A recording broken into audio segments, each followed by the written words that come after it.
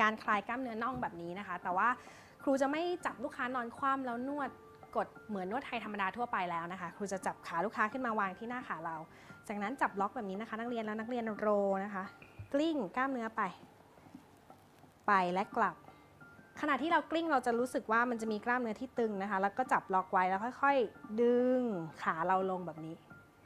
จากนั้นปรับมาจุดที่2นะคะขยับตัวมาให้ถนัดกลิ้งเหมือนเดิมนะคะกลิ้งไปและกลิ้งกลับล็อกกล้ามเนื้อและดึงยืดจากนั้นทำจุดที่3นะคะกลิ้งไปและกลิ้งกลับ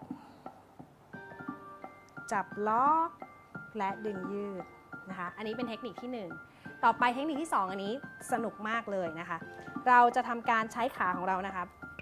นวดคลายบริเวณนี้แต่วิธีการดูนะครูนะคะก้าวขาข้ามไป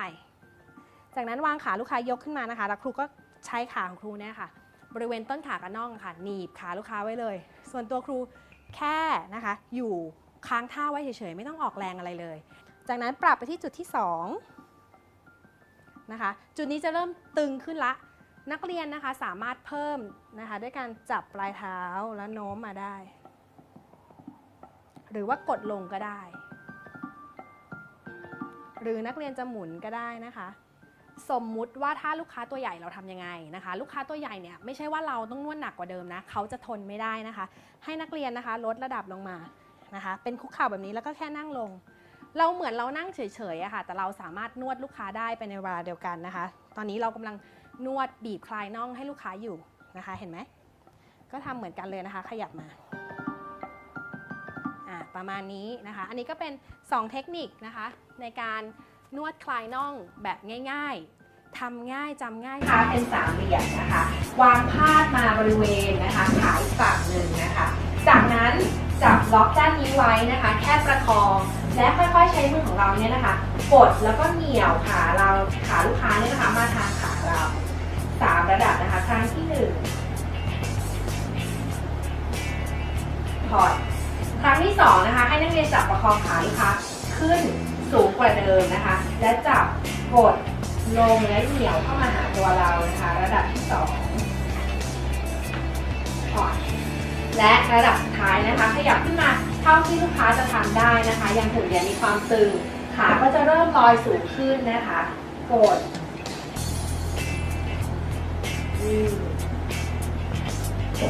ถอดอันนี้คือท่าที่1นะคะและท่านี้ยังมีข้อดีข้อหนึ่งก็คือว่าขาฝั่งนี้เนี่ยจะช่วยนะคะนวดบริเวณต้นขาด้านบนด้วยนะคะเพราะฉะนั้นเนี่ยเป็นการยืดสะโพกและนวดขานะคะแนวเส้นที่1ของขาด้านบนไปในตัวด้วยนะคะ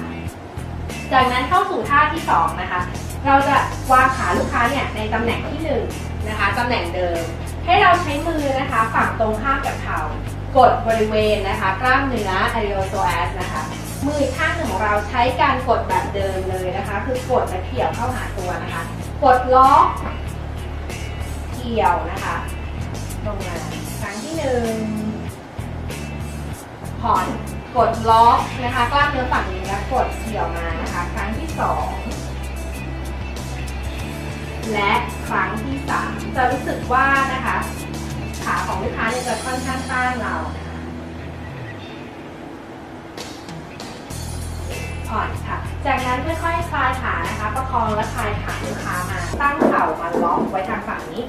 เห็นไหมคะจะเข้าบริเวณมุมพอดีเลยจากนั้นจับล็อกประคองนะคะมือข้างหนึ่งจับล็อกที่เข่าอีกข้างหนึ่งแล้วทำการดึงนะคะยืดมา3 ครั้งนะคะ2นี่คือเทคนิคที่3นะคะและ3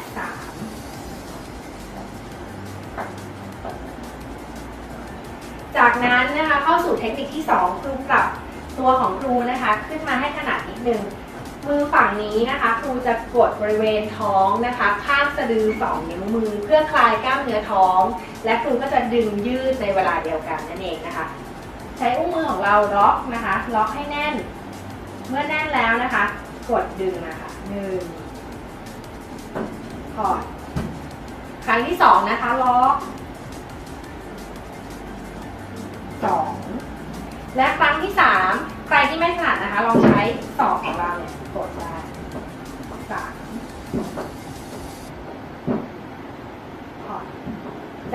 นะคะค่อยๆคลาย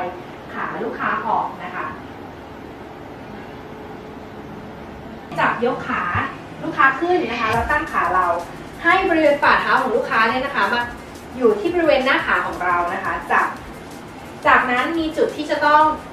ทำนะคะจำนวน3จุดจุดที่1จับล็อกนะคะข้อเท้าแล้วนักเรียนจะเห็นว่าขาเนี่ยมันห้อยไปใช่ไหมคะให้เราจับให้มันต้านขึ้นมาเมื่อต้านได้ที่แล้วนะคะจับให้เราเลื่อนตัวไปทางด้านหน้านะคะ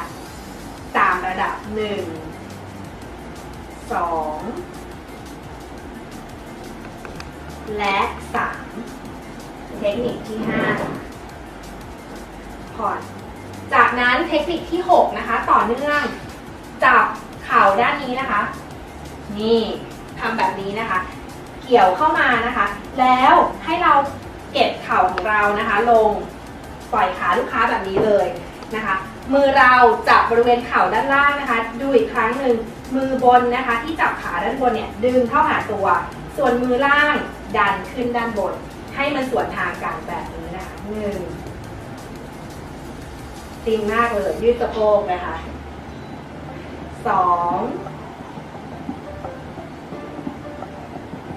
และครั้งที่3ค่ะ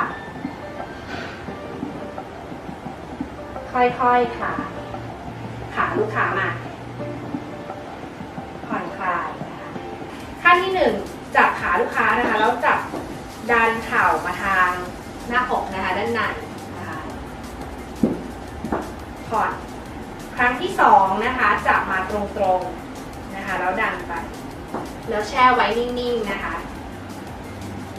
จุดที่3ด้านนอกนะคะเท่าที่ลูกค้าจะทำได้นะคะแล้วก็แช่ไว้เหมือนเดิม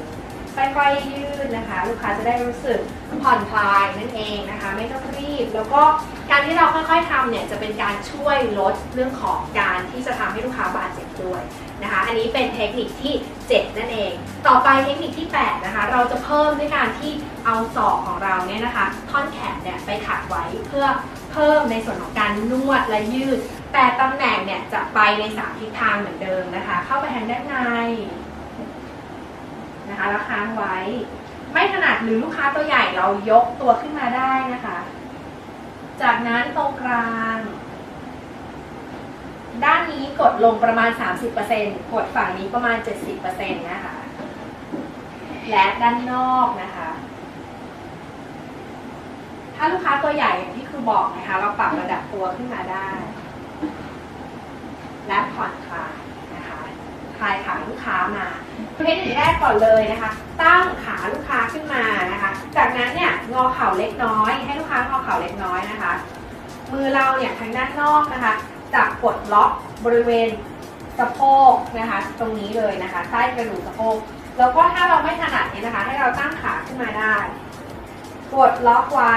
จากนั้นผลักขาลูกค้าเป็น3ระดับนะคะในกลางนอกลูกค้าบางคนเนี่ยที่มีอาการตึงตัวเขาจะเคลื่อนได้ไม่มากนะคะอาจจะไม่เห็นชัดเจนนะคะดันไปในล็อกไว้เสมอนะคะมือล่างกลางค่ะและนอก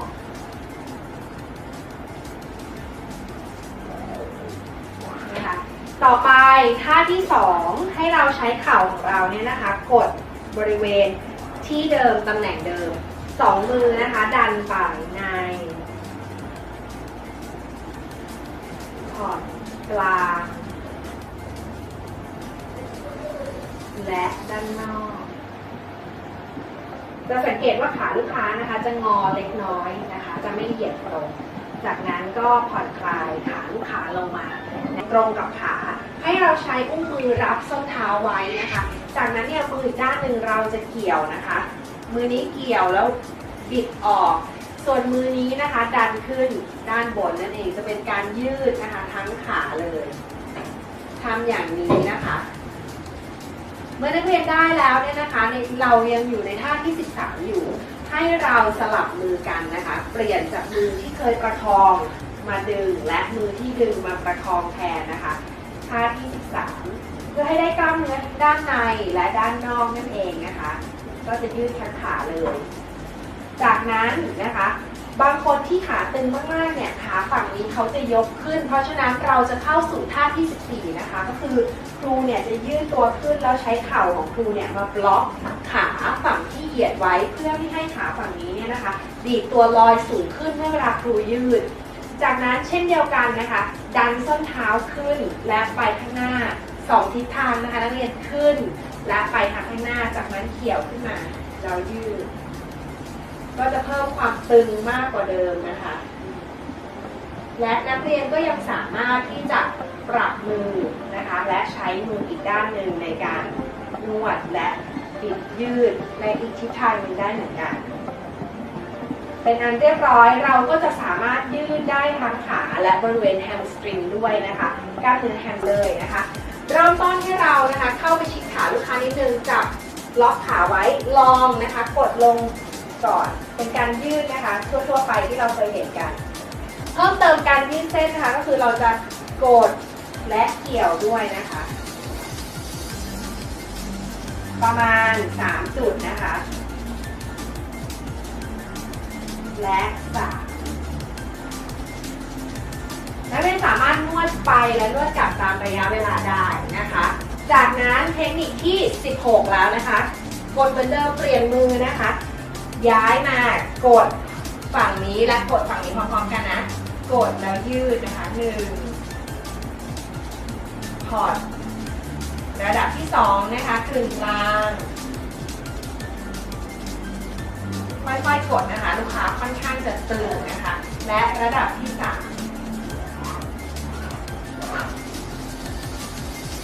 พอร์ตและนี่ก็เป็นเทคนิคที่15และ16นะคะเริ่มต้นนะคะจับส้นเท้าแล้วใช้ท่อนแขนเนี่ยกดขาลงแบบนี้ก็จะยืดบริเวณเอ็นร้อยหวายแล้วนะคะมืออีกด้านหนึ่งจับบล็อกนะคะบริเวณกล้ามเนื้อสะโพกนะคะจากนั้นกดแล้วยืดครั้งที่1 3 ครั้งนะคะ2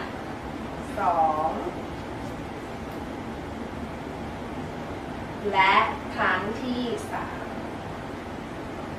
จากนั้นนะคะท่าที่18จากมือที่นักเรียนเคยอยู่ตรงนี้ให้ย้ายมาบล็อกทางฝั่งตรงข้ามแทนนะคะและทำการกดแยกยืดออกจากกันจะเป็นการยืดกล้ามเนื้อทั้ง3ส่วนเลยทั้งนวดและยืดในเวลาเดียวกันนะคะ1จุดที่2กึ่งกลางจุดที่3ด้านบนลูกค้าก็จะรู้สึกยืดและสบายและนี่ก็เป็น2ท่านะคะท่าที่บริเวณขาของเราแล้วเราก็ตั้งขาขึ้นนะคะแล้วก็ให้เราเนี่ยนะคะทำการยืดลูกค้าออกไปเป็น3ระดับนะคะ1 2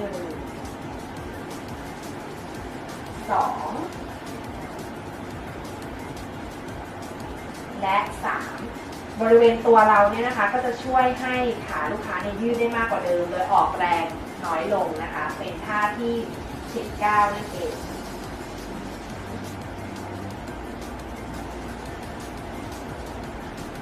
จากนั้นนะคะเข้าสู่ท่าที่20นะคะให้ลูกค้าเนี่ยวางขาลงไปราบกับพื้นนะคะเราเนี่ยย้ายมือมาจับบริเวณข้อเท้านะคะจากนั้นกดบริเวณต้นขาแล้วค่อยๆโยกขาขึ้นนะคะระดับที่1พอร์ตกดนะคะแล้วโยกขาขึ้นระดับที่2พอร์ตกดนะคะและโยกขาไประดับที่3เล็กน้อยและพอร์ตอันนี้นะคะเป็น2ท่าที่จะช่วยยืดนะคะบริเวณต้นขาด้านในให้กับลูกค้าและเท้าแล้วก็กดขาแล้วผลักไปนะคะตอนนั้นเนี่ยเราจะได้บริเวณกล้ามเนื้อเส้นที่3นะคะเพราะขายังไม่เปิดมากเท่าไหร่วันนี้ครูจะอยากได้กล้ามเนื้อที่ต่ำลงมาเพราะฉะนั้นนะคะครูจะปรับแขนของครูเนี่ยมาล็อกประคองไว้แบบนี้เพื่อเปิดขาให้มากขึ้นกว่าเดิมจากนั้นนะคะเรากดแล้วใช้ท่อนแขนของเราเนี่ยเปิดขาขึ้นมาตอนนี้แขนของครูที่กดนะคะกล้ามเนื้อเนี่ยจะต่ำลงกว่าท่าที่20นะคะเราเข้าสู่ท่าที่21นะคะกดแล้วโยกเล็กน้อยก็พอนะคะเพราะว่าตำแหน่งที่เรากดจริงๆแล้วเนี่ยก็ลูกค้าจะรู้สึกตึงอยู่แล้วนะคะเราก็จะโยกมาแค่นิดเดียวเองเพราะฉะนั้นเนี่ยการจัดตำแหน่งท่าในการยืดเส้นเป็นสิ่งสำคัญถ้าเราจัดตำแหน่งดีๆแล้วเนี่ยก็จะช่วยได้มากที่จะทุ่นแรงให้กับเรานั่นเองค่ะ กดแล้วก็โยกไปท่าต่อไปท่าที่ 22 นะคะท่านี้ค่อยๆทำทีละสเต็ปไปพร้อมๆครูนะคะขั้นแรกยกขาก้าวเข้ามาจากนั้นนำขาลูกค้านะคะมาขัดไว้นะคะเราจะโยกไปข้างหน้านะคะ2-3 ครั้งก่อนนะคะเพื่อเป็นการเตรียมขาลูกค้าและดูว่าลูกค้าได้มีความตึงตัวมากไหมจากนั้นนะคะโยกไปถึงจุดที่ลูกค้าสามารถไปได้สุดประกบมือแล้วบิดมา3 ระดับค่ะ1ผ่อน2และ3ผ่อนนะคะจากนั้นก็ผ่อนคลายท่า3 เหลี่ยมนะคะแล้วก็ขาล่างล็อกนะคะมือบนจับประคองมาแล้วนวดนะคะล็อกแล้วนวดบริเวณแขนนวดด้วยยืดด้วยนะคะนวดให้ทั่วแขนเลยเป็นท่าที่ 23 นะคะลูกค้าก็จะเกิดความสบายเพราะว่าบริเวณนี้จะถูกยืดนะคะ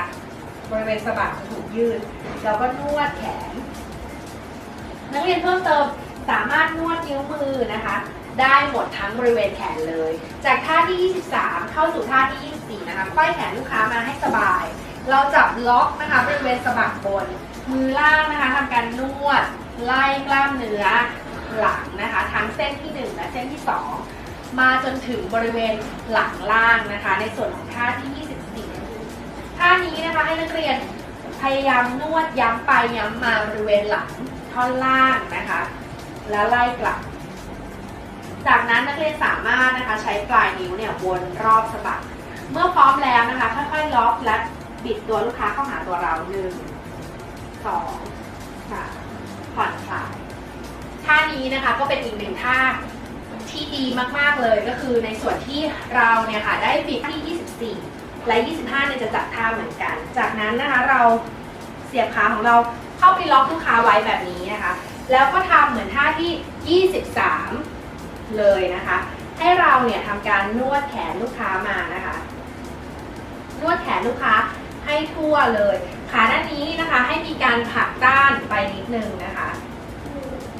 จากนั้นนวดให้ทั่วนะคะ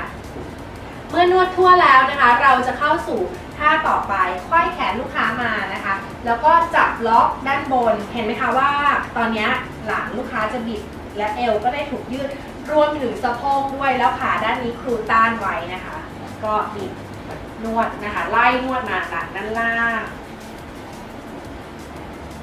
ไล่ไปและไล่กลับอย่างลูกค้าเนี่ยมีอาการตึงบริเวณตรงกลางนะคะเราก็สามารถเน้นย้ำตรงบริเวณนี้ได้นะคะเกี่ยว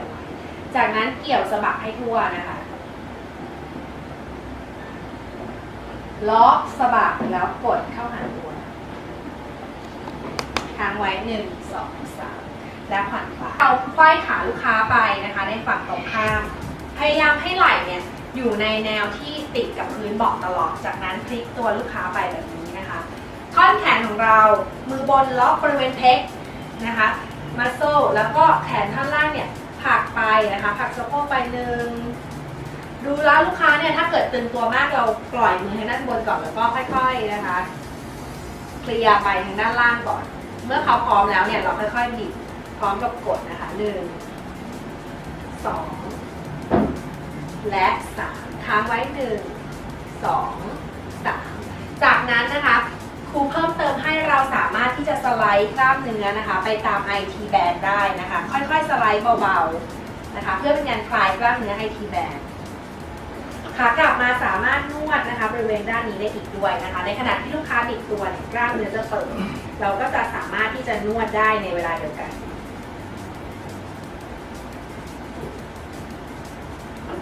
โอเคเราเข้าสู่ท่าต่อไปนะคะให้ลูกค้าพลิกตัวกลับมาเหมือนเดิมทีนี้ลูกค้าจะต้องพับขาฝั่งตรงข้ามกับตัวเราแล้วนะคะพับมานะคะแต่ไม่ต้องไขว้อยู่ในสภาพนี้นะคะจากนั้นให้ลูกค้าบิดตัวมานะคะทิ้งไหล่ไว้ที่พื้นเหมือนเดิมจับมือบนจับล็อกนะคะมือล่างจับล็อกสะโพกแล้วบิดเข้าหาตัวนะคะ1 2และ3ค้างไว้นะคะ1 2 3แบบนี้หรือจะจับนะคะกดมาแบบนี้ก็ได้นะคะ1 2และ1 2 3แบบนี้ก็ได้มือนึงล็อกส้นเท้าลูกค้าไว้นะคะอีกมือนึงนะคะ ข้างที่ล็อกส้นเท้าเนี่ยให้ขาของลูกค้าเนี่ยอยู่บริเวณหน้าแข้งเราเพื่อที่ว่าเดี๋ยวเวลาที่เรายืดเขาไปเนี่ยจะได้ใช้น้ำหนักตัวในการช่วยยืดมืออีกด้านหนึ่งล็อกสะโพกไว้นะคะแล้วก็ยืดไป1 2ลูกค้าอย่าลืมนะคะลูกค้าเริ่มต้นอยู่ในลักษณะการนอนหงายและ3ค้างไว้นะคะ1 2 3ต่อเนื่องท่าที่30เลยค่ะพับขาลูกค้านะคะเข้ามาแบบนี้นะคะจากนั้นจับประคองนะคะล็อกสะโพกแล้วกดขาลูกค้าลงนะคะ1ชิดอกนะคะจุดที่2กึ่งกลางและจุดที่3ต่ำลงค้างไว้1 2 3ต่อเนื่องท่าสุดท้ายท่าที่31ค่ะย้ายเปลี่ยนมาเป็นใช้เข่านะคะกด3จุดชิดเข่ากึ่งกลาง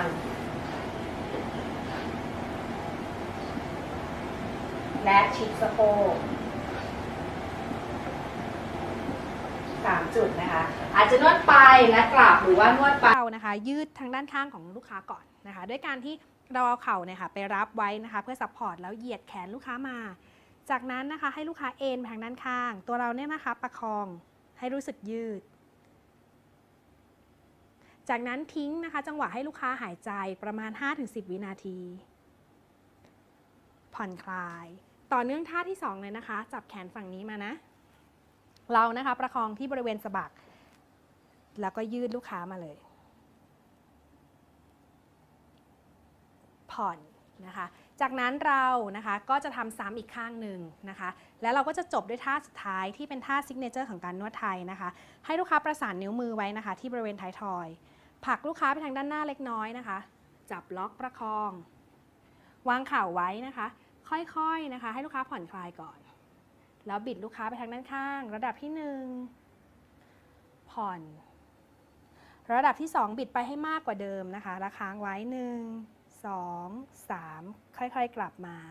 และระดับที่3นะคะไปให้เท่าที่ลูกค้าจะสามารถไปได้นะคะ1 2 3จากนั้นนะคะย้ายมาอีกข้างหนึ่งนะคะล็อกไว้เหมือนเดิมนะคะบิดไป3ระดับ1ผ่อน2ผ่อนและสเต็ปสุดท้ายนะคะ1 2 3ผ่อนจากจุดนี้นะคะนักเรียนสามารถให้ลูกค้าเนี่ยก้มตัวลงไปข้างหน้าแล้วเราจะนวดคลายหลังนะคะต่อเนื่องได้เลยนะคะสามารถให้เขาเนี่ยก้มตัวลงไปแล้วเราก็นวดกดคลายหลังหรือว่าจะคลายขาก็ได้นะคะแล้วก็ค่อยๆดึงตัวลูกค้ากลับมานะคะบีบคลายเล็กน้อยนะคะแล้วก็สามารถสับทุบตบแล้วก็จบท่านวดได้เลยนะคะ